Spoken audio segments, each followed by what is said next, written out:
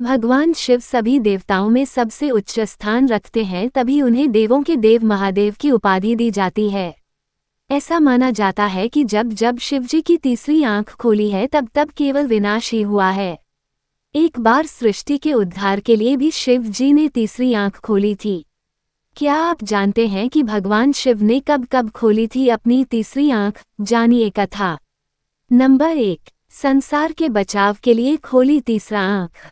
महाभारत के छठे खंड के अनुशासन पर्व में यह उल्लेख मिलता है कि शिव जी ने अपनी तीसरा नेत्र केवल विनाश के लिए ही नहीं बल्कि बचाव के लिए भी खोला है।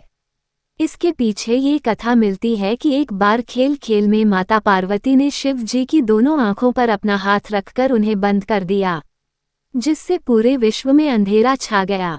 इस घटना से धरती पर मौजूद सभी जीव जंतुओं में खलबली मच गई, जिस कारण शिव जी को अपनी तीसरा नेत्र खोलना पड़ा।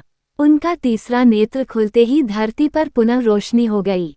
नंबर 2, जब यज्ञ कुंड में कूद गई माता सती। एक बार देवी सती के पिता दक्ष ने शिव जी को छोड़कर अन्य सभी देवी देवताओं को यज्ञ में आमंत्रित किया था। इस पर माता सती ने शिव जी के मना करने पर भी यज्ञ में जाने की जिद की। परिणामस्वरूप दक्ष ने भगवान शिव का बहुत अपमान किया, जिसे सती माता सहन न कर सकी और यज्ञ कुंड में कूदकर अपने प्राण त्याग दिए।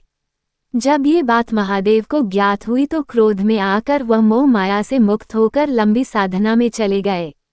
इससे सभी देव चिंतित हो गए और शिव जी को साधना से जगाने के लिए उपाय सोचने लगे। इस पर कामदेव ने शिव जी को साधना से जगाने का बीड़ा उठाया।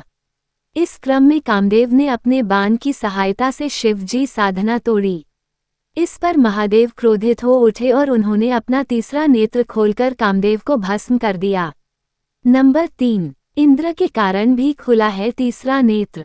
शास्त्रों में वर्णित अन्य पौराणिक कथा के अनुसार एक बार देवराज इंद्र और देवगुरु बृहस्पति भगवान शिव के दर्शन के लिए कैलाश पर्वत पर आए। इस पर शिव जी ने उनके धैर्य की परीक्षा लेनी चाहिए। महादेव ने एक ऋषि का रूप धारण किया और इंद्रदेव और बृहस्पति जी का रास्ता रोक लिया। इंद्र के बार बार कहने पर भी वो रास्ते से नहीं हटे। इस पर इंद्रदेव ने क्रोध में आकर शिव जी पर अपने वज्र से प्रहार कर दिया।